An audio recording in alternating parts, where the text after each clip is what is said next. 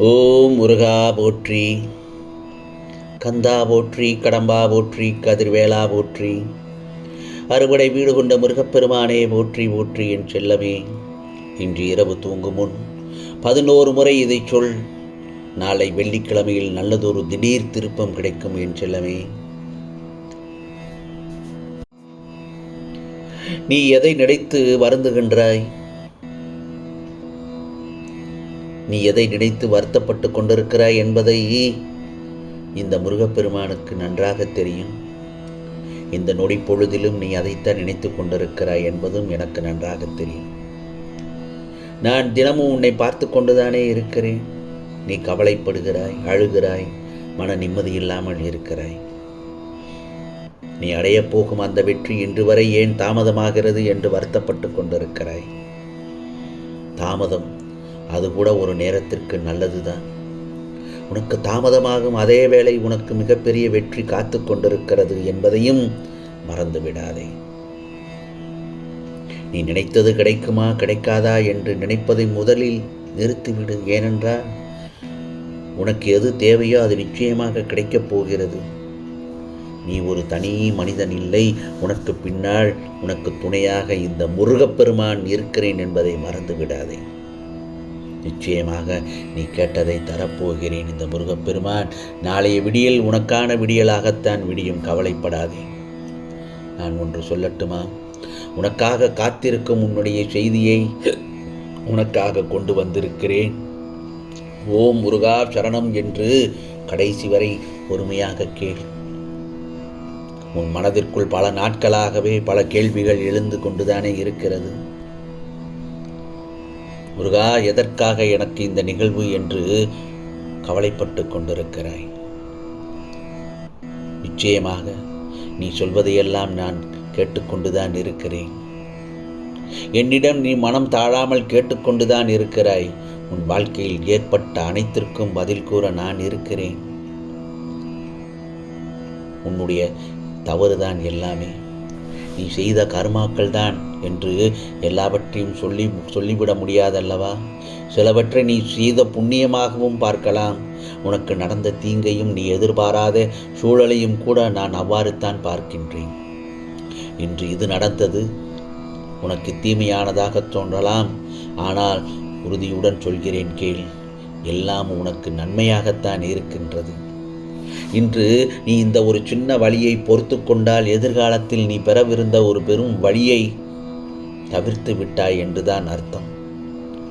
உன் பாதங்களுக்கு வந்த ஒரு பெரிய ஆபத்தை ஒரு சிறிய முள் குத்துவதனால், அந்த வழியை ஏற்படுத்துவதனால் உன்னுடைய பெரிய வழியை நான் தவிர்த்து விட்டேன். அதிலிருந்து உன்னை காப்பாற்றியும் விட்டேன் என்பதுதான் பொருள்.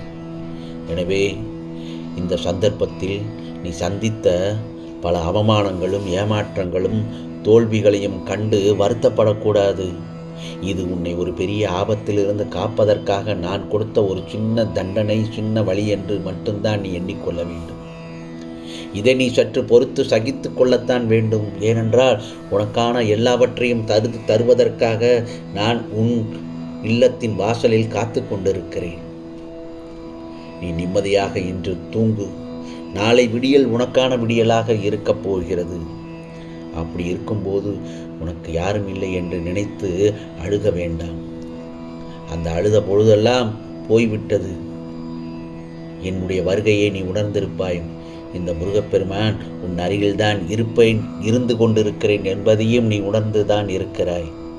நீ சற்றும் எதிர்பார்க்காதவாறு இன்று நாளை உன் மனதை நான் மாற்றப் போகிறேன். நீ சந்தோஷத்தில் திக்குமுக்காடி இருப்பதை பார்த்து பூரிக்கப் போகின்றேன். இந்த முருகப்பெருமான், கவலைப்படாமல் இரு என் செல்லமே. உன் மனதாலும் முகத்தாலும் நிறைய சிரித்து சந்தோஷிப்பதை நான் பார்த்து ரசிக்கத்தான் போகிறேன். ஆகவே உன் மனதில் இருந்த எதிர்மறை எண்ணங்களை எல்லாம் எடுத்து விட்டேன். வார்த்தைகளில் எனக்கு நன்றி சொல்வது எனக்கு ரொம்ப பிடிக்கும். உன் அன்பு என்னை ஆச்சரியப்படுத்தத்தான் போகின்றது.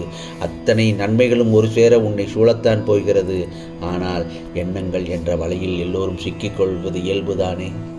ஆனால் அந்த எண்ணங்கள் தான் உன் செயலின் வெளிப்பாடு என்ற உண்மையை என்றும் மறந்து விடாதே. எப்படி தேவை முடிந்தவுடன் விலகும் நண்பர்கள், சுத்தி இருந்தால் உறவாடும் சொந்தங்கள், பணம் இருந்தால் பாசம் காட்டும் பந்தங்கள், இவர்களோடு இருப்பதை விட விலகி இருப்பதே மேல் என்று புலம்பி தவித்துக் கொண்டிருக்கிறாய். மனமும் கண்ணாடியைப் போலத்தான், உடையும் வரை யாரையும் காயப்படுத்துவது இல்லை. நல்ல குணங்களோடு தான் நான் இப்படித்தான் என்று தலை நிமிர்ந்து நிற்க பழகு. உன்னை புரிந்து கொண்டவர்கள் புரிந்து வரட்டும், புரியாதவர்கள் விலகிச் செல்லட்டும். என் செல்லமே, வாழ்க்கையே சொர்க்கமாவதும் நரகமாவதும் நம் எண்ணங்களை பொறுத்தே தான் அமைகிறது. ஜெயிக்க நினைப்பவர்கள் தவிர்க்க வேண்டிய விஷயம் என்ன தெரியுமா? உனக்குண்டான வாழ்க்கையில் ஜெயிக்க வேண்டும் என்று நினைத்தவர்கள் நான் சொல்லுவதும் தவிர்க்க வேண்டிய விஷயங்கள் என்ன தெரியுமா?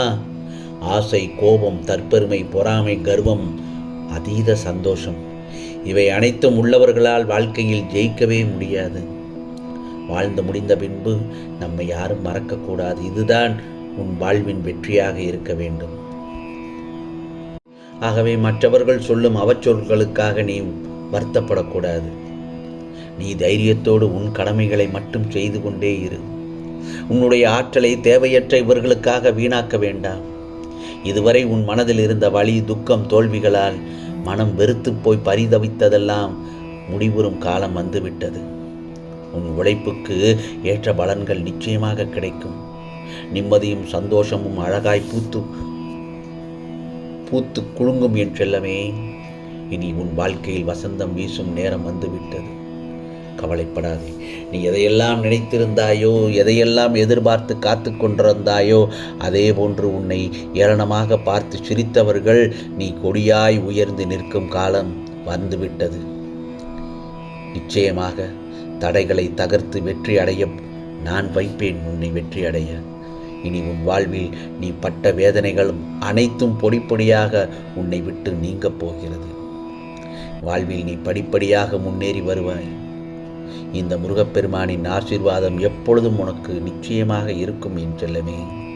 நீ எந்த இடத்தில் குப்பையாக மதிக்கப்பட்டாயோ அதே இடத்தில் வைரமாக ஜொலிக்கப் போகின்றாய். உனக்கான காலம் வரும் வரை நம்பிக்கையுடனும் பொறுமையுடனும் காத்திருந்தாய் அல்லவா?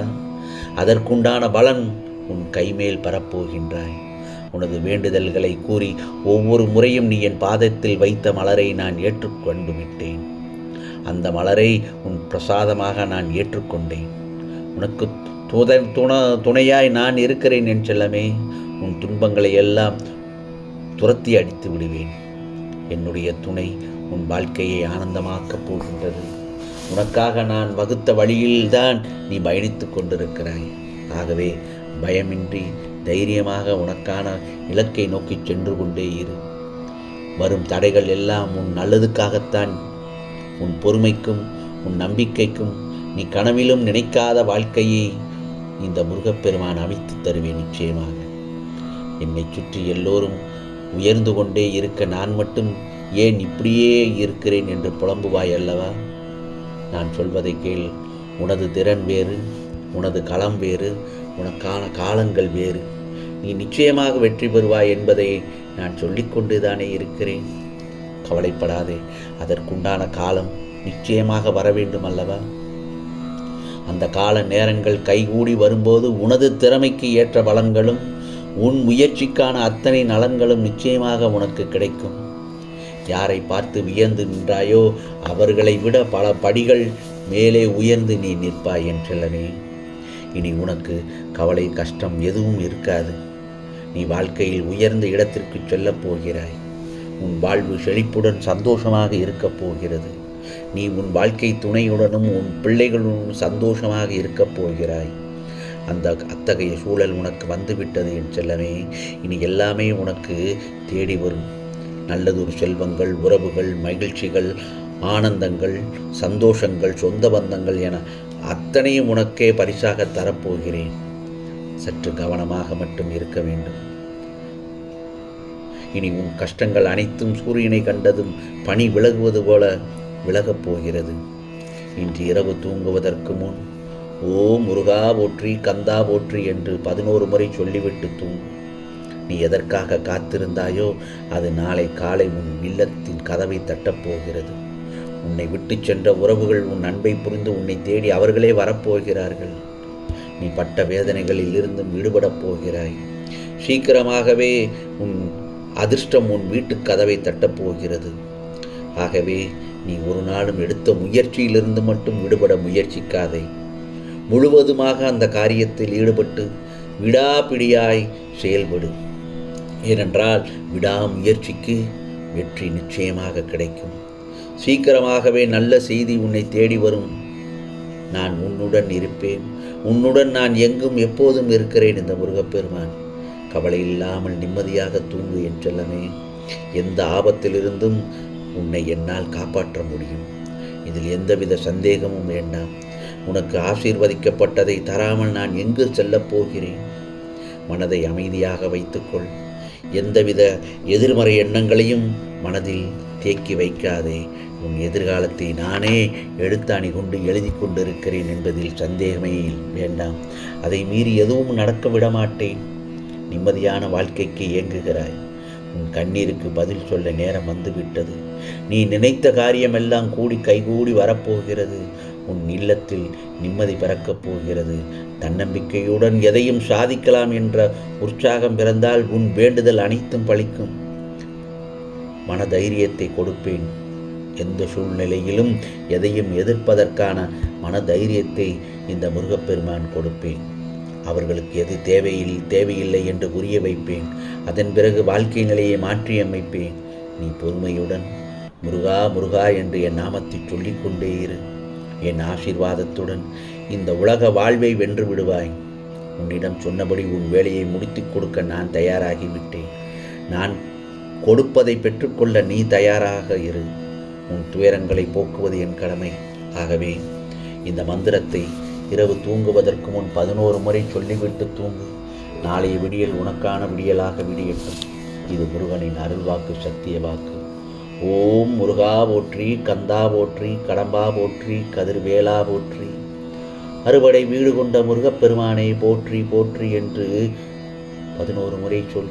அல்லது உனக்கு தூக்கம் வரும் வரை சொல்லு. நிம்மதியாக தூங்குவாய். ஆம் செல்லமே, உனக்கானதெல்லாம் நிச்சயமாக நல்லது நடக்கும். நல்லது மட்டுமே நடக்கும். அதுவும் நன்மையாகவே இருக்கும். ஓம் சரவண பவ. ஓம் சரவண பவ. ஓம் சரவண பவ.